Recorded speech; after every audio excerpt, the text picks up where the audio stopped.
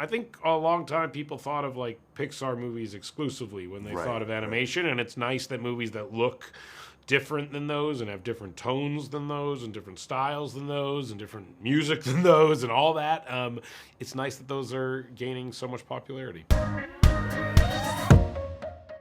was just thinking about it, like, you wrote and starred in the Ninja Turtles. How cool is that for you? Because for me, just my age, I'm like, what? That's gotta feel great. Yeah, it's really cool. Young me would be thrilled about it. I grew up watching Ninja Turtles. I've loved them so much since I was a kid. I think I started doing karate when I was young because of the Ninja Turtles. I started skateboarding because of the Ninja Turtles. I can't say I started eating pizza because of them. Can I tell you, I had pizza for lunch today because of watching the film. It was like, after watching that movie, you have to have a slice of pizza. Yeah. You know, I definitely know how big the Turtles are.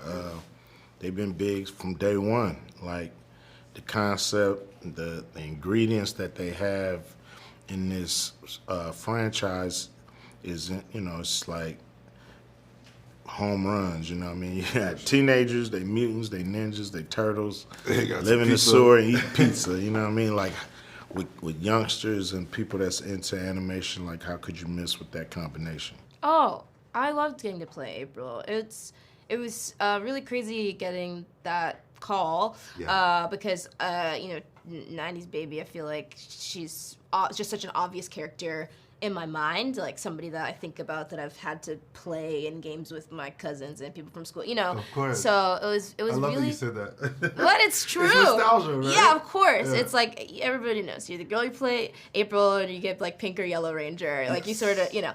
But I was really excited to get to tackle her as a character and hopefully like a new way, and with these 4 boys who are so incredible and give like such hilarious, heartfelt, perfect performances. It was really exciting. As someone that grew up with the Turtles, it was so cool to hear real teenagers as the voices. So let's start with Nardo. Come on. Let's start with Nardo. How did you enjoy playing Leonardo? It was great, and actually I think Nardo was one of our improvised moments, right? It's because Mikey was going to like some improv thing and putting his name as Michelangelo, and everybody was like doing their like split up names, and I said, well, that would make me Leonardo, and Seth was like, yes, we're putting that in the movie. So that's a good Seth voice. Oh my God, that's so good. But this is why it's important. It's the first time in history having actual teenagers play, but that's what you get, like those organic moments. Yeah, it was off the cuff ideas from everybody. You know, everybody was putting their own stuff in. Now, Cube is super flat. That to me just sounds right. Yeah. So tell us about that character, and was it a fun gig? Definitely a fun gig. You know, Superfly he the king of New York. You know, his name is hot in the streets. Yeah. Nothing go through New York without without him blessing it. And, you know, he's a sensitive guy, you know what I'm saying? He just wants friends. He just want to be accepted. You know, he might be ugly, but he dress fly. And, you know, he just want love. And when he don't get no love, you know, it's a problem. You know what I mean? Sure.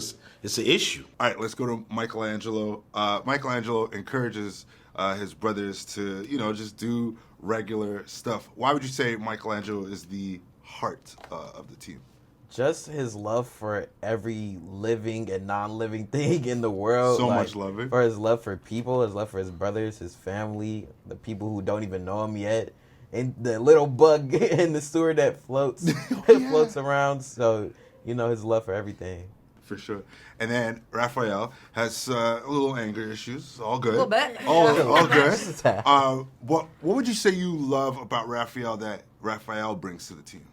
I think his passion. I mean, his passion through everything. I mean, he is not slacking off with anything. He's giving it his 100%, and he's always the first to walk into a fight. He's always the first to swing. He's the first to defend his brothers, and he's a little bit of a hothead, but as you see in the film, he does have some heart. What made you pick Bebop?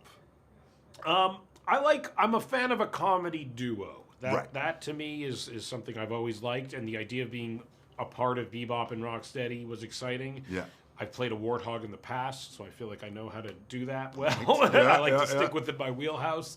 And I love John so much. I think he's so funny. So the idea of me and John Cena being Bebop and Rocksteady was just hilarious. Let me ask you, what was your first reaction? Because for me, I loved the way the film looked. I loved Bebop and Rocksteady. Yeah. What did you think when you first saw Superfly?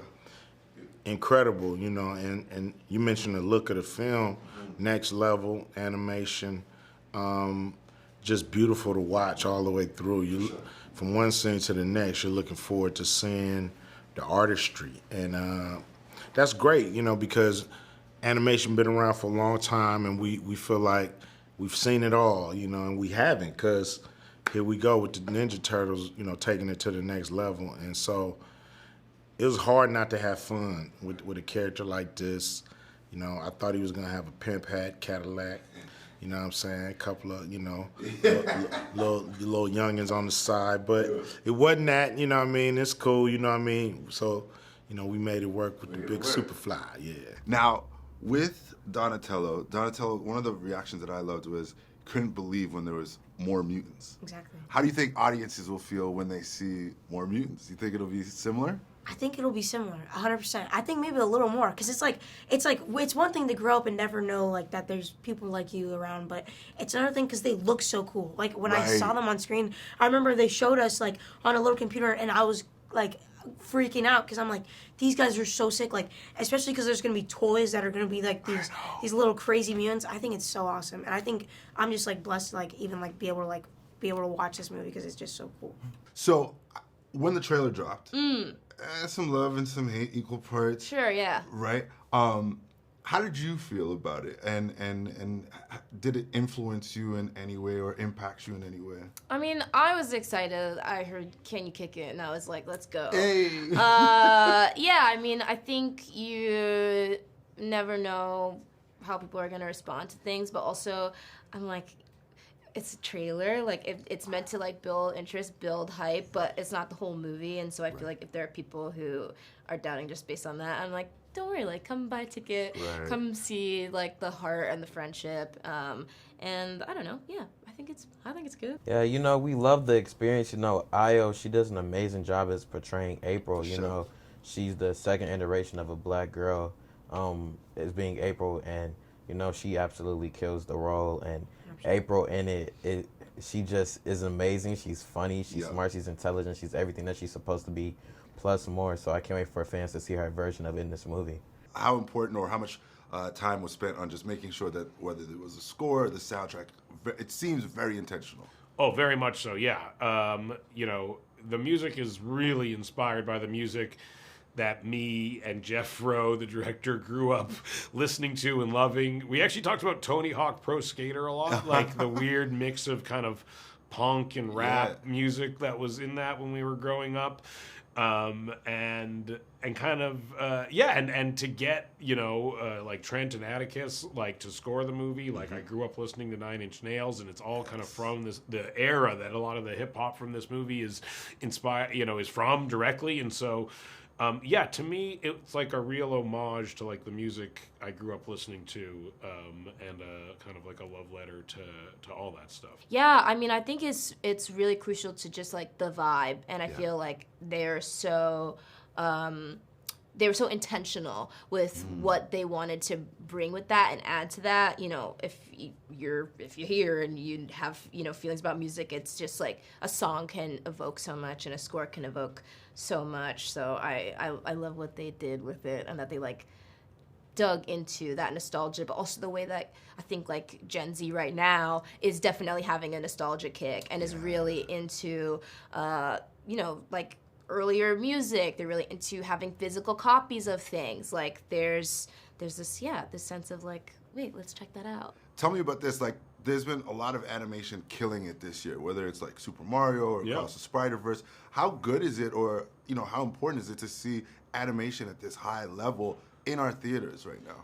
It's great. You know, I've been an animation fan a long time. I made one of the first like R-rated animated movies to come out in theaters, you know, and so that was, you know, that was a long, arduous process, you know. Yeah. I grew up watching The Simpsons. I wrote a Simpsons episode once, and so, you know, animation and Ninja Turtles. I grew up watching Saturday morning cartoons. It's like an instrumental part of my development and my imagination, and yeah, as you know, I'm in Mario Brothers. I'm good friends with the people who made Across the Spider-Verse, and you know, and some of them, you know, that's how we met. Jeff actually was through some of the people who made that movie, cool.